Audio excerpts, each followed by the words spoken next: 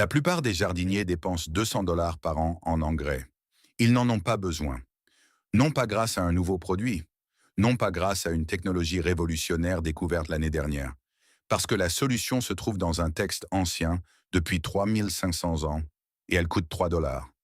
Marcus Webb a 58 ans. Il vit à Lubbock, au Texas. Son sol est sablonneux, sec et impitoyable. En 2022, il a récolté 47 livres de tomates sur une seule plate-bande surélevée de 4,8 pieds. Aucun engrais synthétique, aucun système d'irrigation goutte à goutte, aucun raccordement à l'eau municipale. Il a dépensé 3 $. Son voisin, avec le même sol, la même variété de graines, le même soleil du Texas, a dépensé 340 $ en amendement, en tuyaux goutte à goutte et en un système de minuterie. Il a récolté 22 livres, la moitié du rendement, 100 fois le coût. À la 4e minute, je vous montrerai exactement ce que Marcus a enfoui dans son sol avant la saison de plantation. Vous le reconnaîtrez immédiatement. Vous en avez probablement jeté un cette semaine. À la 9e minute, nous examinerons ce qu'une étude de terrain de l'Université de l'Arizona de 1994 a découvert lorsqu'ils ont testé cette même méthode par rapport à l'irrigation goutte à goutte moderne. Les chiffres sont inconfortables si vous travaillez pour une entreprise d'engrais.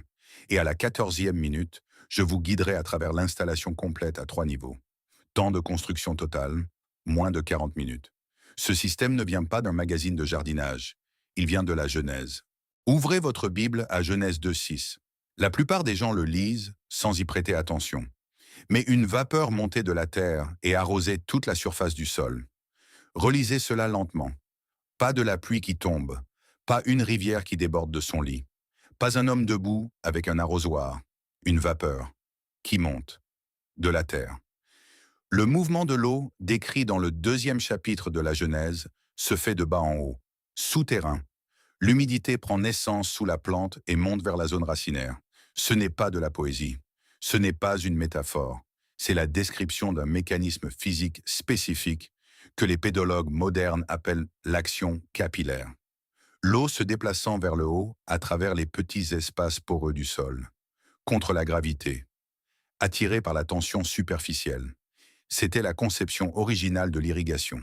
Et cela a été écrit avant qu'aucune civilisation agricole n'ait une université, une subvention de recherche ou un programme de doctorat. Maintenant, passez à Deutéronome 11:11. Mais le pays que vous allez traverser le Jourdain pour en prendre possession est un pays de montagnes et de vallées qui boit l'eau de la pluie du ciel. Remarquez le verbe. Boit, pas collecte, pas s'accumule, pas inonde. Boit. Ce mot implique l'absorption. Il implique une structure de sol capable d'attirer l'humidité vers l'intérieur et de la retenir. Une terre qui boit est une terre avec un sol vivant, poreux, stratifié, biologiquement actif.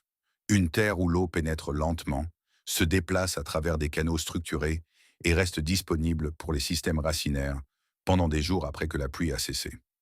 Ce n'est pas une métaphore spirituelle sur l'abondance, c'est une description de l'architecture du sol. Les Israélites entrant en Canaan pénétraient dans une région avec une géologie spécifique.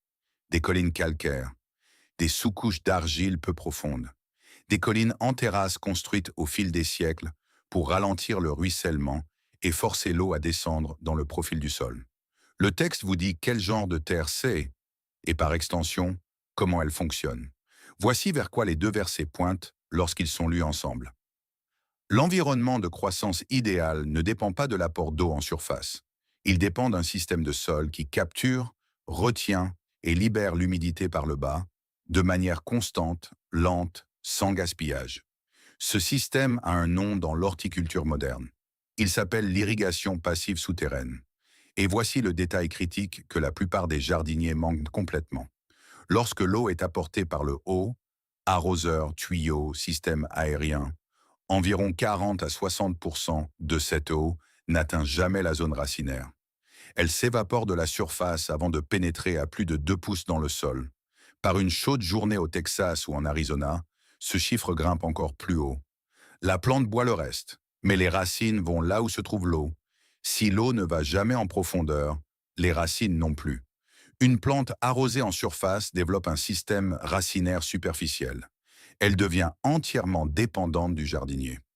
Manquez un cycle d'arrosage dans la chaleur de juillet et la plante est en crise. La conception biblique fait le contraire.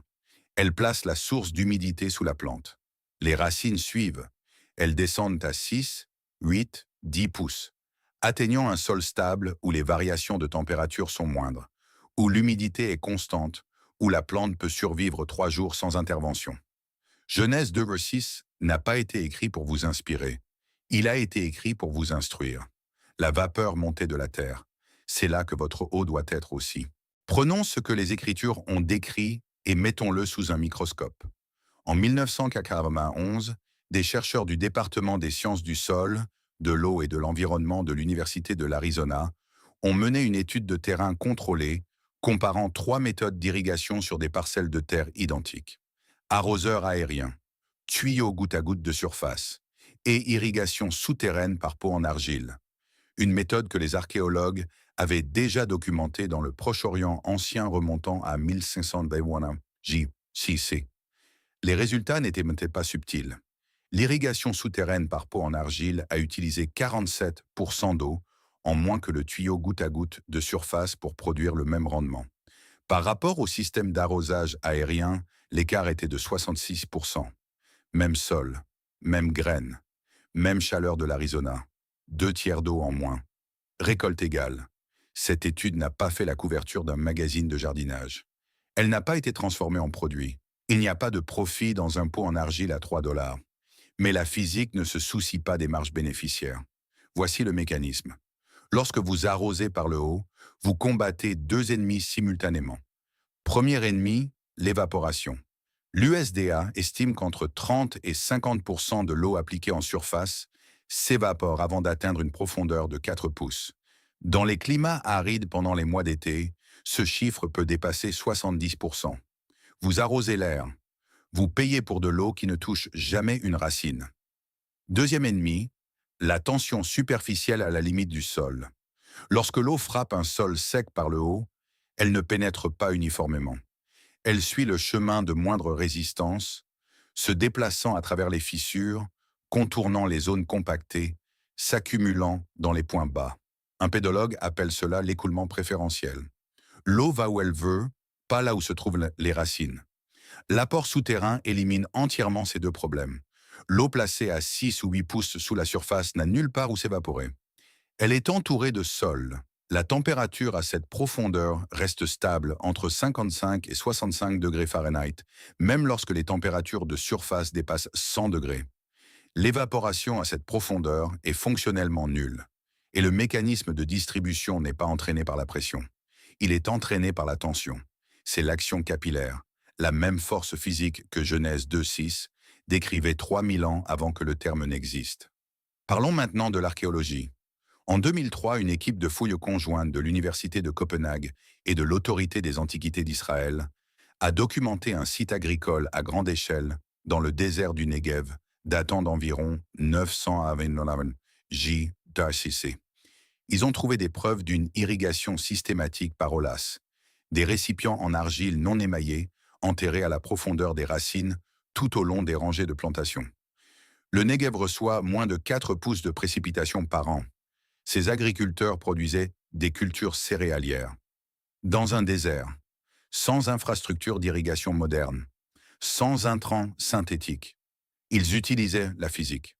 La paroi en argile non émaillée d'un pot enterré fonctionne comme une membrane semi-perméable. L'eau à l'intérieur du récipient est sous une légère pression positive due au poids de l'eau au-dessus d'elle. Le sol sec environnant est sous pression négative, ce que les pédologues appellent le potentiel matriciel.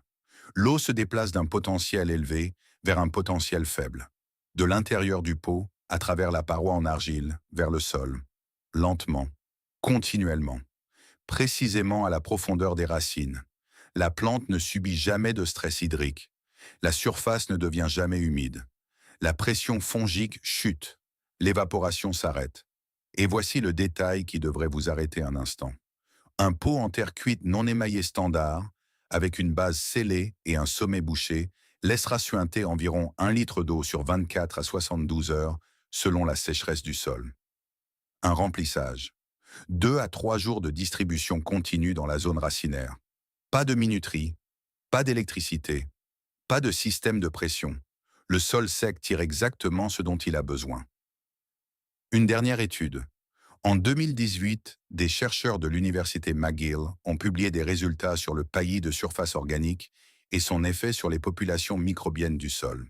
Les parcelles recouvertes de 4 pouces de paillis de paille ont montré une biomasse microbienne 280% plus élevée que les parcelles témoins à sol nu après seulement 21 jours. Pourquoi cela est-il important pour le rendement? Parce que les microbes du sol sont le véritable système de distribution de la nutrition des plantes. L'azote, le phosphore, le calcium, ces éléments existent dans votre sol en ce moment même, mais ils sont verrouillés sous des formes que la plante ne peut pas absorber directement. Les bactéries et les champignons du sol décomposent ces composés en forme biodisponible. Ils sont la main-d'œuvre invisible entre le minéral et la racine. Lorsque le sol reste constamment humide et couvert, ce que l'irrigation souterraine et le paillis de surface créent ensemble, les populations microbiennes explosent. La plante a soudainement accès à une nutrition qui était déjà là. Vous n'avez pas ajouté d'engrais. Vous avez activé ce que le sol contenait déjà. Ce n'est pas une découverte moderne. C'est Deutéronome 11.11. Une terre qui boit, un sol qui est vivant, des racines qui vont en profondeur. La physique a toujours été la même. Avant de construire quoi que ce soit, vous devez savoir avec quoi vous travaillez. 2 tests. Les deux prennent moins de 10 minutes. Les deux vous en diront plus sur votre sol qu'un kit acheté en magasin à 40 $. Faites-les maintenant. Mettez la vidéo en pause si nécessaire. Test 1. Le test du bocal. Vous avez besoin d'un bocal en verre, d'une poignée de terre de votre plate-bande, d'eau et de 2 minutes. Remplissez le bocal au tiers avec de la terre. Remplissez le reste avec de l'eau. Ajoutez une cuillère à café de liquide vaisselle ordinaire. Cela brise la tension superficielle et sépare proprement les particules. Fermez le bocal et secouez-le vigoureusement pendant 60 secondes. Ensuite, posez-le sur une surface plane et n'y touchez plus. Voici ce qui se passe. Le sable se dépose au fond en moins de 2 minutes. C'est la particule la plus lourde. Le limon se dépose au-dessus en moins d'1 heure. L'argile reste en suspension le plus longtemps, parfois jusqu'à 24 heures, et forme la couche minérale supérieure. La matière organique flotte. Mesurez les couches après 24 heures. Si votre couche de sable représente plus de 50% de la profondeur totale décantée, votre sol se draine rapidement et ne retient presque aucune humidité. Le système biblique transformera vos résultats presque immédiatement. Si votre couche d'argile représente plus de 40%, votre sol retient l'eau mais étouffe les racines. Vous avez un problème de compactage et d'aération. Le système fonctionne toujours, mais la profondeur d'installation a plus d'importance. Le ratio idéal est d'environ 20% d'argile, 40% de limon, 40% de sable. La plupart des sols de jardin en sont très loin. Ce n'est pas grave. Le système compense. Notez vos chiffres. Vous en aurez besoin dans un instant. Test 2. Le test de drainage. Prenez une pelle. Creusez un trou de 12 pouces de profondeur et 12 pouces de largeur. Bord droit. Fond plat. Remplissez-le complètement d'eau. Laissez-le se vider entièrement. Ce premier remplissage sature le sol environnant afin que vous testiez le véritable taux de drainage et non l'absorption dans une terre complètement sèche. Une fois qu'il est vidé, remplissez-le à nouveau, complètement. Maintenant, chronométrez. Si l'eau disparaît en moins de 10 minutes, votre drainage est trop rapide. L'eau passe avant que les racines ne puissent y accéder. Vous avez un sol sablonneux ou graveleux. Le placement de votre pot en argile devra être légèrement moins profond. 5 à 6 pouces plutôt que 8. S'il faut entre 10 et 30 minutes pour se vider, vous avez une bonne structure. L'installation standard fonctionne parfaitement. S'il faut plus de 60 minutes, vous avez un problème de compactage ou une forte teneur en argile. L'eau s'accumule, elle ne circule pas. Vous devrez peut-être ameublir le sol avec une grelinette avant l'installation et y mélanger du sable grossier ou du compost vieilli. Si l'eau stagne toujours dans le trou après 4 heures, n'installez pas encore. Réglez d'abord le problème de drainage. Ces 2 tests viennent de vous dire tout ce qu'un laboratoire d'analyse des sols facture 60 $ pour vous dire. Installation. Le système biblique à 3 $. Voici ce que Marcus Webb a enfoui dans son sol. Un pôle en terre cuite non émaillé standard. 4 pouces de diamètre. Disponible dans n'importe quelle jardinerie, magasin à 1 $ ou quincaillerie pour entre 1,50 $ et 3,00 $. C'est tout. Voici le processus d'installation complet. Ce dont vous avez besoin, un pot en terre cuite non émaillé pour 4 à 5 pieds carrés d'espace de plate-bande, un scellant imperméable ou une pierre plate pour boucher le trou de drainage au fond, une deuxième petite soucoupe en terre cuite ou une pierre plate pour boucher l'ouverture supérieure, une truelle à main ou une pelle étroite, de la paille, du foin ou des feuilles mortes pour le paillis de surface, de l'eau coût totale pour une plate-bande surélevée, standard de 4,8, 6 $ à 12 $. Étape 1. Sceller le trou de drainage inférieur. Appliquez une petite quantité de scellant extérieur imperméable autour du bord intérieur du trou de drainage. Enfoncez-y fermement une pierre plate ou un bouchon en liège. Laissez durcir pendant 1 heure. C'est ce qui permet au pot de retenir l'eau, au lieu de la drainer immédiatement vers le bas. Vous convertissez un pot standard en un réservoir scellé. Étape 2. Creusez vos trous. En fonction des résultats de votre test de drainage, creusez des trous à bord droit de 8 pouces de profondeur pour les sols à drainage standard, de 6 pouces de profondeur pour les sols sablonneux à drainage rapide. Le trou doit être juste assez large pour que le pot s'y insère parfaitement. Vous voulez un contact avec le sol de tous les côtés. Les poches d'air réduisent le transfert capillaire. Espacez vos trous tous les 18 à 24 pouces le long de vos rangées de plantation. Étape 3. Placez le pot. Descendez le pot dans le trou. Le bord doit se situer à environ 1 pouce sous la surface du sol. Tassez fermement la terre autour des côtés à la main. Pas de poche d'air. Étape 4. Remplir et boucher. Remplissez complètement le pot avec de l'eau. Placez votre pierre plate ou votre soucoupe sur l'ouverture supérieure. Ce couvercle a 2 objectifs. Il empêche l'évaporation par le haut ouvert et il empêche les débris et les insectes d'entrer. Ce couvercle est important, ne l'omettez pas.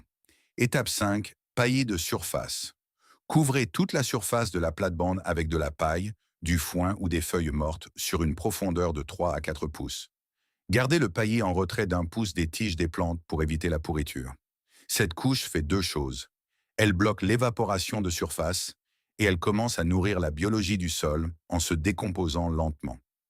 Votre temps d'installation total pour une plate-bande de 4x1/8, 35 à 40 minutes. À quoi s'attendre? Dans les 24 heures, le sol dans un rayon de 4 à 6 pouces de chaque pot sera uniformément humide à la profondeur des racines. La surface paraîtra sèche. C'est normal. C'est le système qui fonctionne. L'humidité est là où elle doit être. En bas, pas en haut. Dans les 7 jours, les extrémités des racines commenceront à rediriger leur croissance vers la source d'humidité. Vous ne le verrez pas, mais cela se produit. La plante prend une décision, aller vers le bas, pas vers le haut. Cette décision définira sa résilience à la sécheresse pour le reste de la saison. Dans les 30 jours, la biologie du sol dans la zone humide entourant chaque pot sera mesurablement plus active. L'activité des vers de terre augmente. Les filaments fongiques, les mycorhizes, commencent à connecter les systèmes racinaires au réseau de sol plus large. La plante a accès à des nutriments qu'elle ne pouvait pas atteindre auparavant. Vous le verrez d'abord dans les feuilles. Un vert plus profond, des tiges plus épaisses, moins de flétrissement entre vos cycles de remplissage. Remplissez les pots tous les 2 à 3 jours par temps chaud et sec, tous les 4 à 5 jours dans des conditions douces. Chaque pot contient environ 1 litre. Vous distribuez de l'eau directement à la zone racinaire avec une perte par évaporation de surface nulle. Marcus Webb remplissait ses pots 2 fois par semaine. C'était toute sa routine d'irrigation. 47 livres de tomates. Ce que Marcus a construit sans savoir que cela portait un nom est un système à 3 niveaux. Chaque niveau fait un travail différent. Chaque niveau fonctionne sur une chronologie différente. Et chaque niveau amplifie celui qui se trouve en dessous. Retirez n'importe quel niveau et le système fonctionne toujours. Gardez les 3 et vous obtenez quelque chose de plus proche de ce que Genèse 2 décrivait, un environnement de sol autorégulé qui fait la majeure partie du travail sans vous. Passons-les en revue un par un. Niveau 1. Mécanisme d'eau souterrain. Le mécanisme, c'est le pot en argile enterré, l'OLA, la fondation de tout. Une paroi en terre cuite non émaillée a un taux de porosité d'environ 8 à 12 pour cent. Cela signifie qu'environ un dixième du volume de la paroi est un espace poreux ouvert, des canaux microscopiques traversant l'argile cuite de la surface intérieure à la surface extérieure. Lorsque le pot est rempli d'eau et entouré de terre sèche, un différentiel de pression se forme instantanément. À l'intérieur du pot, pression hydrostatique positive de la colonne d'eau stagnante. À l'extérieur du pot, potentiel matriciel négatif du sol sec qui attire l'humidité. L'eau se déplace du positif vers le négatif, de l'intérieur vers l'extérieur, à travers la paroi en argile. Une molécule à la fois. Ce n'est pas un goutte à goutte. Ce n'est pas une pulvérisation. C'est un suintement continu, silencieux et régulé par la pression. Plus le sol environnant devient sec, plus l'attraction est forte. Plus il devient humide, plus l'attraction est faible. Le système s'autorégule. Il fournit plus d'eau lorsque la plante en a plus besoin et ralentit la distribution lorsque le sol est déjà saturé. Pas de capteur, pas de minuterie, pas d'algorithme. Le sol sec fait office de capteur. La mesure. Un pot en terre cuite non émaillée standard de 4 pouces distribue de l'eau sur un rayon d'environ 5 à 7 pouces dans un terreau de jardin moyen. Dans un sol sablonneux, ce rayon se resserre à 4 à 5 pouces. Dans un sol argileux plus lourd, il s'étend à 6 à 8 pouces. Plantez vos semis à moins de 6 pouces de chaque pot. Leurs racines trouveront la zone d'humidité au cours de la première semaine. Espacement des pots, un pot pour 4 à 5 pieds carrés. Profondeur d'installation, 6 à 8 pouces sous la surface. Volume d'eau par remplissage, environ 1 litre. Chronologie. L'égalisation de l'humidité dans le sol environnant commence dans les 2 à 4 heures, suivant le premier remplissage. La redirection des racines vers la source d'humidité commence dans les 5 à 7 jours. L'établissement complet de la zone racinaire en profondeur, ce qui signifie que la plante a construit son architecture racinaire principale autour de la source d'humidité souterraine, se produit entre 21 et 35 jours après l'installation. Le résultat, une plante dont le système racinaire est ancré en profondeur, 6, 8, parfois 10 pouces sous la surface, où la température du sol est stable, l'humidité est constante et la plante est efficacement protégée contre la sécheresse pour de courtes périodes sèches. C'est la fondation structurelle de l'ensemble du système. Tout le reste se construit par-dessus. Niveau 2. Couverture de surface. Le mécanisme, paille, foin, feuilles mortes, copeaux de bois, tout matériau organique posé sur la surface du sol sur une profondeur de 3 à 4 pouces. Cette couche a un travail principal et 2 travaux secondaires. Travail principal, arrêter l'évaporation. Un sol nu en plein soleil perd de l'humidité sur les 4 premiers pouces à un rythme qui peut dépasser l'équivalent d'1 pouce d'eau par jour dans des conditions chaudes et arides.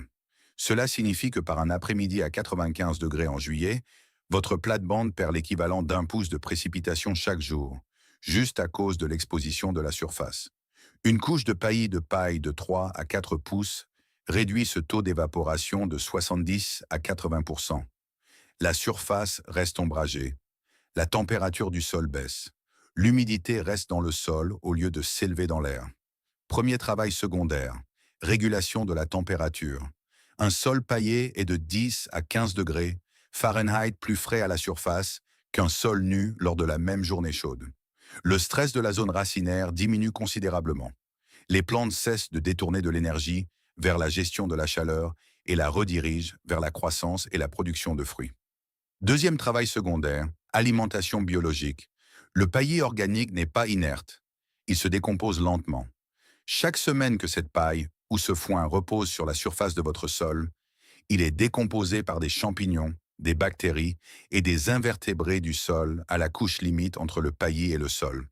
Le sous-produit de cette décomposition est l'humus, la forme de matière organique la plus biologiquement active dans tout système de sol. Vous nourrissez la biologie de votre sol sans rien faire. Le paillis se nourrit lui-même vers le bas. La mesure, appliquez le paillis sur une profondeur de 3 à 4 pouces sur toute la surface de la plate-bande. Retirez-le d'1 pouce des tiges des plantes. Renouvelez-le lorsque la profondeur tombe en dessous de 2 pouces, généralement toutes les 4 à 6 semaines pendant la saison de croissance. Coût, une botte de paille standard couvre environ 100 pieds carrés à une profondeur de 4 pouces. Coût par botte, 6 dollars à 10 dollars selon la région. Pour une plate-bande surélevée standard de 4x8, 32 pieds carrés, un tiers de botte est suffisant. Coût par plate-bande, moins de 4 dollars. Chronologie, la réduction de l'évaporation commence immédiatement après l'application, dans les premières 24 heures. La stabilisation de la température du sol se produit dans les 48 heures. L'augmentation mesurable de l'activité biologique à la limite paillis-sol commence dans les 14 à 21 jours. Le résultat, une surface de sol qui retient l'humidité, reste fraîche et entame un cycle lent d'auto-alimentation qui améliore la structure du sol chaque saison sans aucun apport supplémentaire de votre part. Le sol de la première année est meilleur que le sol avec lequel vous avez commencé. La deuxième année est meilleure que la première. Le système se construit sur lui-même. Niveau 3, activation de la biologie du sol.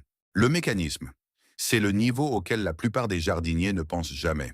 Et c'est le niveau qui explique pourquoi le système biblique double le rendement sans ajouter d'engrais. Les niveaux 1 et 2 créent ensemble un ensemble spécifique de conditions dans votre sol. Une humidité constante en profondeur, une température stable, de la matière organique se décomposant lentement à la surface.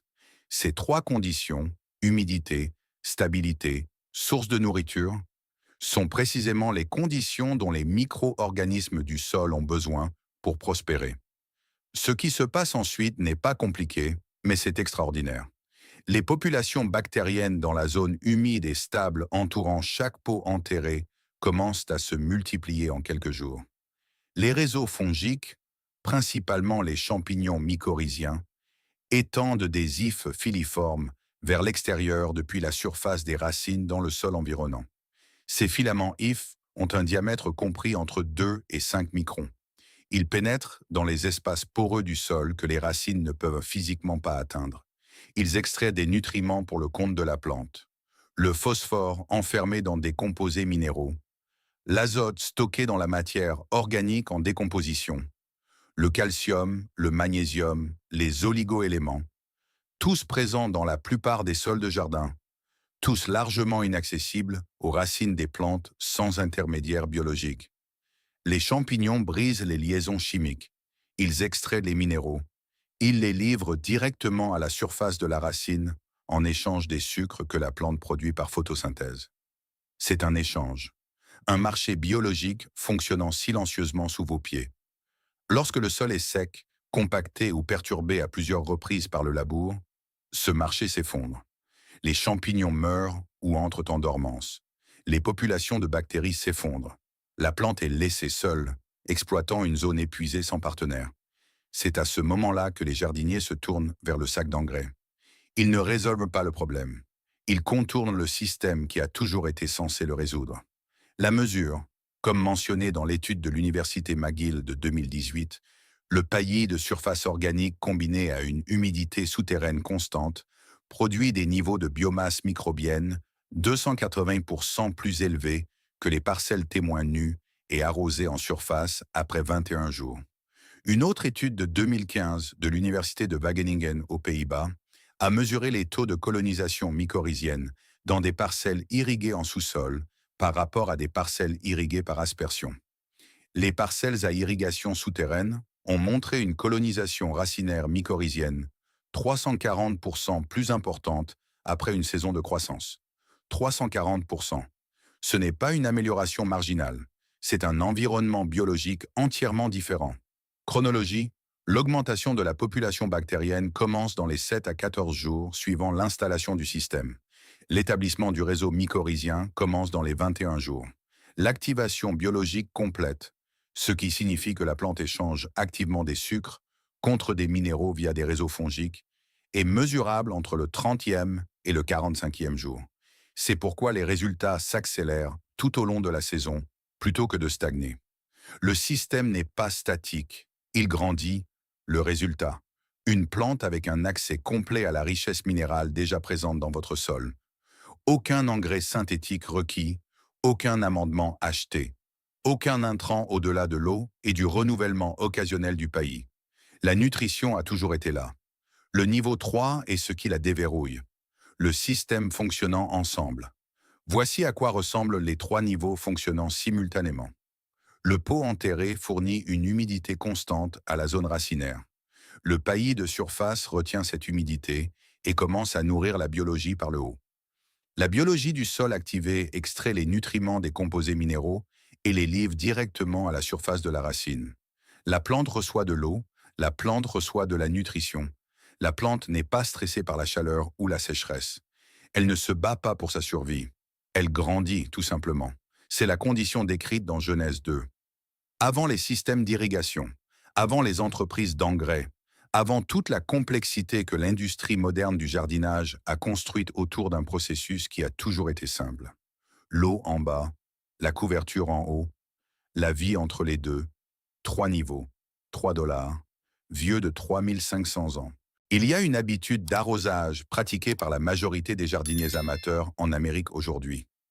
Elle endommage leurs plantes, silencieusement, constamment, saison après saison.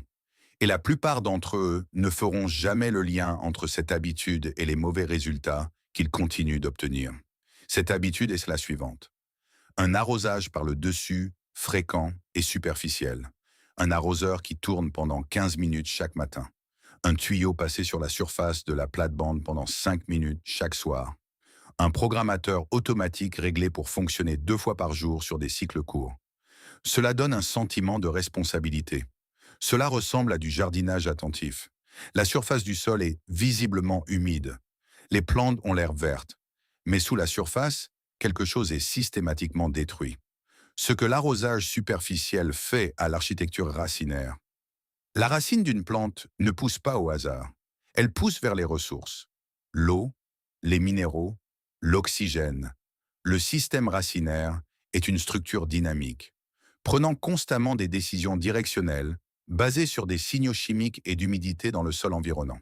Les scientifiques appellent cela l'hydrotropisme, la croissance dirigée des racines vers les sources d'humidité. Lorsque vous arrosez par le dessus, de manière superficielle et fréquente, vous envoyez un signal très clair à chaque racine de votre potager. Restez près de la surface. C'est là que se trouve l'eau. Les racines obéissent. En l'espace de 2 à 3 semaines d'arrosage superficiel régulier, la majorité de la masse racinaire active d'une plante se concentre dans les 2 à 4 premiers pouces du sol. C'est ce qu'on appelle un tapis racinaire superficiel. C'est efficace pour la plante dans les conditions actuelles. C'est catastrophique dans toutes les autres conditions. Voici ce qui se passe ensuite. Vous manquez un cycle d'arrosage. Vous partez pour un week-end. Un dôme de chaleur s'installe sur votre région pendant 4 jours et les températures atteignent 104 degrés Fahrenheit. Le tapis racinaire superficiel est maintenant totalement exposé à la zone la plus instable de tout le profil du sol. La température du sol en surface lors d'une journée à 104 degrés peut atteindre 130 à 140 degrés. Fahrenheit à 2 pouces sous la surface. L'humidité à cette profondeur s'évapore en quelques heures. La plante n'a pas de racines plus profondes que 4 pouces. Elle n'a nulle part où aller. Le flétrissement commence en quelques heures. Les dommages cellulaires commencent dans les 24 heures. Une plante qui semblait saine et productive il y a 3 jours est maintenant dans une crise de survie. Pas exactement à cause de la sécheresse, mais à cause de l'architecture racinaire que des mois d'arrosage superficiel ont produite. Vous l'avez entraînée à être fragile. La recherche, en 2009, des chercheurs de Lucy Davis ont publié les résultats d'une étude sur plusieurs saisons portant sur la profondeur d'irrigation et le développement des racines dans les cultures maraîchères. Les plantes irriguées à faible profondeur, 2 pouces ou moins, ont développé des systèmes racinaires avec 43% de masse racinaire en moins, en dessous de 6 pouces par rapport aux plantes recevant une irrigation profonde ou souterraine. 43% en moins. Cette masse racinaire manquante représente une perte d'accès à une humidité stable, une perte d'accès aux horizons inférieurs du sol, riche en minéraux, et une perte de résilience face à la sécheresse. La même étude a mesuré le rendement sous un stress hydrique induit, une coupure d'eau simulée de 4 jours pendant la haute saison de croissance. Les plantes irriguées superficiellement ont montré une réduction de rendement de 38% pendant et après la période de stress. Les plantes irriguées en profondeur ont montré une réduction de rendement de moins de 9% dans des conditions identiques. Même graines, même sol, même événement de stress. La différence résidait entièrement dans l'architecture racinaire construite au cours des semaines précédentes. Un groupe de plantes avait été entraîné à aller en profondeur. Un groupe avait été entraîné à rester en surface. Lorsque le stress est arrivé, l'entraînement a déterminé le résultat. Pourquoi les systèmes d'irrigation modernes aggravent ce problème? Le tuyau goutte à goutte résidentiel standard, le genre vendu dans toutes les quincailleries et jardineries, distribue l'eau à la surface du sol ou juste en dessous, un quart de pouce à un demi-pouce de profondeur, tout au plus. Il est plus efficace que les arroseurs de surface en termes de perte par évaporation. Mais il entraîne toujours les racines vers le haut. La source d'humidité est à la surface. Les racines suivent, le tapis racinaire superficiel se forme toujours. La vulnérabilité à la sécheresse se développe toujours. L'industrie du jardinage vend cela comme une amélioration haut de gamme. Son installation coûte entre 80 $ et 400 $ pour un potager domestique standard. Elle nécessite des tuyaux résistants aux UV, des goutteurs, des régulateurs de pression, des programmateurs et le remplacement annuel des composants dégradés. Et cela produit toujours le même problème fondamental qu'un simple tuyau d'arrosage gratuit, mais de manière plus coûteuse. Le renforcement par les Écritures. Prenez Jérémie 17, versets 7 et 8. Béni soit l'homme qui se confie dans l'Éternel, et dont l'Éternel est l'espérance. Il est comme un arbre planté près des eaux, et qui étend ses racines vers le courant. Lisez le détail botanique dans ce verset. Pas un arbre posé dans l'eau, pas un arbre dont on verse de l'eau sur les feuilles. Un arbre qui étend ses racines vers le courant. Les racines se dirigent vers une source d'eau souterraine, profonde et stable. L'arbre ne dépend pas de la pluie. Il ne dépend pas de quelqu'un qui se tient au-dessus de lui avec un tuyau. Il a construit son architecture racinaire autour d'une source d'humidité profonde et permanente. Et c'est cette architecture qui le rend inébranlable face à la sécheresse et à la chaleur. Jérémie n'écrivait pas un poème sur la gestion de la foi. Il décrivait la différence observable entre un arbre aux racines profondes et un arbre qui n'en a pas. Le résultat pour l'arbre aux racines profondes, il ne redoute rien quand vient la chaleur. Ses feuilles restent vertes. Il ne s'inquiète pas dans l'année de la sécheresse. Il ne cesse de porter du fruit. Il ne s'inquiète pas dans l'année de la sécheresse. Il ne cesse de porter du fruit. Ce n'est pas une promesse spirituelle faite à un arbre spécifique. C'est une description de ce que l'architecture des racines profondes fait réellement dans des conditions de stress. L'instruction a toujours été intégrée dans l'observation. Plantez votre source d'eau en profondeur. Laissez les racines la suivre vers le bas. Arrêtez d'entraîner votre jardin à être fragile. Parlons d'argent. Le jardinier amateur américain moyen dépense 347 $ par saison en amendement de sol, engrais, équipement d'irrigation et coûts d'eau. Ce chiffre provient d'une enquête de la National Gardening Association de 2021. Il n'inclut pas le coût de remplacement des plantes mortes ou de replantation après des épisodes de stress hydrique. 347 $ à chaque saison. Regardons maintenant ce que coûte réellement le système biblique. 6 pots en terre cuite non vernissés pour une plate-bande standard de 4,8, 12 $. Un tiers de botte de paille pour le paillis de surface, 3 $. Un petit tube de mastic étanche, 2 $. Des pierres plates pour couvrir les pots, gratuits, ramassés dans n'importe quel jardin ou bord d'allée. Investissement total la première année, 17 $, pas 347 $, 17 $. Et c'est ici que les chiffres deviennent plus intéressants. Ces pots en terre cuite ne se dégradent pas. Ils ne se fissurent pas sous l'exposition aux UV. Ils ne développent pas de bouchons de goutteurs. Ils ne nécessitent pas de remplacement annuel. Un pot en argile non vernissé correctement installé et enterré dans un sol stable a une durée de vie fonctionnelle de 15 à 20 ans minimum. Les archéologues ont fouillé des olas intacts sur des sites vieux de plus de 2000 ans. L'argile était encore structurellement saine. Le paillis de paille se décompose dans votre sol au cours d'une saison de croissance, nourrissant votre biologie à mesure qu'il disparaît. Coût pour le renouveler le printemps suivant, 3 $. Votre coût pour la deuxième année est de 3 $. Votre coût pour la troisième année est de 3 $. Comparez maintenant cela à un système d'irrigation goutte à goutte résidentiel standard. Kit d'entrée de gamme en quincaillerie, 89 $. Système de milieu de gamme avec programmateur et régulateur de pression, 180 $ à 240 $. Système haut de gamme avec contrôleur Wi-Fi et capteur d'humidité du sol, $350 à $500. Cycle de remplacement moyen pour un tuyau goutte à goutte en conditions extérieures. 3 à 5 ans en raison de la dégradation par les UV et du colmatage des goutteurs et des dommages causés par les rongeurs. Le remplacement des goutteurs et les réparations des tuyaux ajoutent $20 à $60 par saison en coût d'entretien. Sur une période de 10 ans, un système goutte à goutte de milieu de gamme coûte environ $480 en installation initiale, plus $400 en entretien et remplacement. Cela représente $840 sur 10 saisons.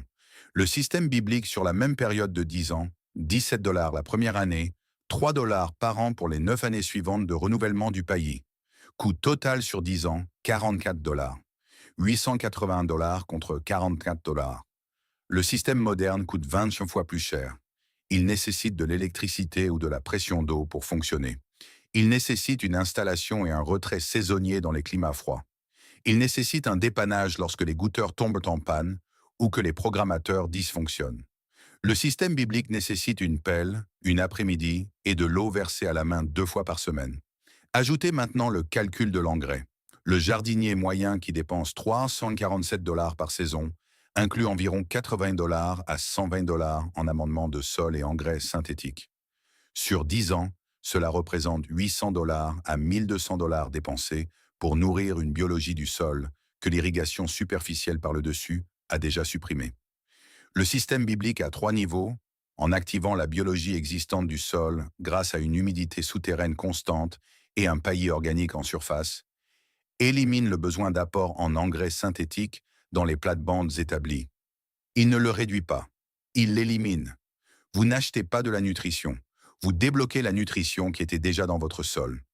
Sur 10 ans, la suppression de ce poste de dépense en engrais permet d'économiser $800 à $1 200 supplémentaires. Ajoutez cela aux économies d'irrigation.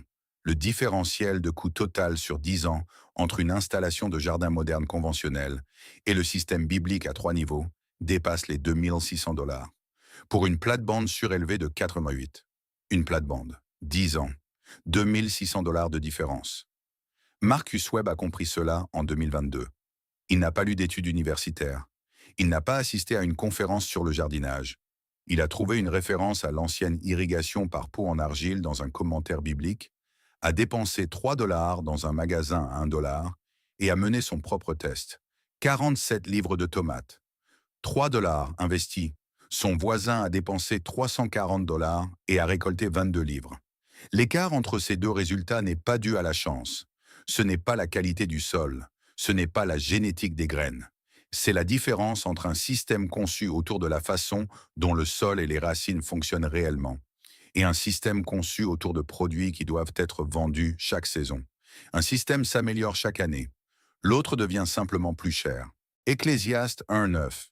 Il n'y a rien de nouveau sous le soleil. Salomon a écrit cette phrase il y a environ 3000 ans. Il n'était pas cynique, il était précis. Il observait quelque chose que chaque génération finit par redécouvrir. Que les principes fondamentaux régissant le monde physique ne changent pas. L'eau se déplace de l'humide vers le sec, les racines suivent l'humidité vers le bas. Un sol couvert retient la vie, un sol nu la perd. Ce ne sont pas des découvertes, ce sont des constantes. L'industrie moderne du jardinage a bâti un marché annuel de 48 milliards de dollars autour de l'idée que cultiver de la nourriture est compliqué, que cela nécessite des intrants, des systèmes, des capteurs, des amendements et une expertise livrée dans un sac, une boîte ou un kit d'abonnement. Que sans leurs produits, votre sol est inadéquat et votre récolte en souffrira. Cette idée vaut 48 milliards de dollars pour ceux qui la vendent. Il vous en coûte $347 par saison pour y croire. Les agriculteurs de l'ancien Proche-Orient n'avaient aucun de ces produits.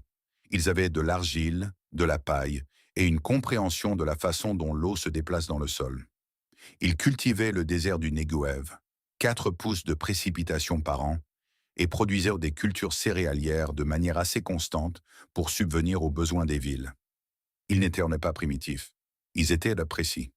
Ce qu'ils ont construit n'était pas une solution de contournement pour pallier l'absence de technologie moderne. C'était un système complet. Distribution d'humidité souterraine, contrôle de l'évaporation en surface, activation de la biologie du sol, qui fonctionnait avec les propriétés physiques du sol plutôt que contre elles. Nous avons cessé de l'utiliser, non pas parce que quelque chose de mieux est apparu.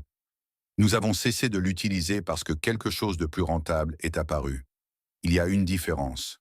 La bonne nouvelle est que le système n'a jamais cessé de fonctionner. La physique n'a pas changé. La biologie du sol n'a pas changé.